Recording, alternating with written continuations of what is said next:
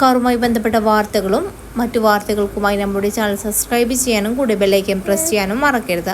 സൗജന്യ റേഷൻ നൽകുന്നതിനു പകരം ജനങ്ങൾക്ക് കൂടുതൽ തൊഴിലവസരങ്ങൾ നൽകാൻ കേന്ദ്രത്തോട് ആവശ്യപ്പെട്ട് സുപ്രീം കോടതി.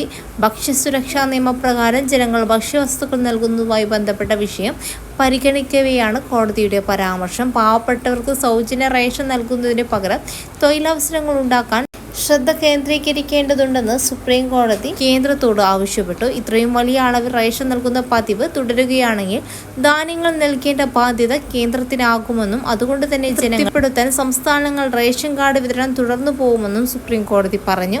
സൗജന്യ റേഷൻ നൽകാൻ സംസ്ഥാനങ്ങളോട് ആവശ്യപ്പെട്ടാൽ സാമ്പത്തിക പ്രതിസന്ധി മുൻനിർത്തി പല സംസ്ഥാനങ്ങളും അവർക്ക് കഴിയില്ലെന്ന് പറയും. അതിനാൽ കൂടുതൽ തൊഴിലവസരങ്ങൾ സൃഷ്ടിക്കാൻ കേന്ദ്രം ശ്രദ്ധ ചെലുത്തണം. റേഷൻ കാർഡ് വിതരണം തുടരുന്ന സാഹചര്യത്തിൽ സംസ്ഥാനങ്ങൾക്ക് റേഷൻ കാർഡ് നൽകേണ്ടതുണ്ടോ എന്ന് സുപ്രീം കോടതി കേന്ദ്രത്തോട് ചോദിച്ചു. അതേസമയം 2013 ഭക്ഷ്യസുരക്ഷാ നിയമപ്രകാരം 80 കോടിയോളം വരുന്ന പാവങ്ങൾ ഗോതമ്പും അരിയുമെല്ലാം റേഷൻ വിതരണം ചെയ്യുന്നുണ്ടെന്ന് സോളിസിറ്റർ ജനറൽ തുഷാർ മേത്ത കോടതിയെ അറിയിച്ചു. ഹർജിയിൽ അടുത്ത വാദം കേൾക്കുന്നതിനായി 2025 ജനുവരി 8 മാറ്റിയതായും മാധ്യമങ്ങൾ റിപ്പോർട്ട് ചെയ്തു.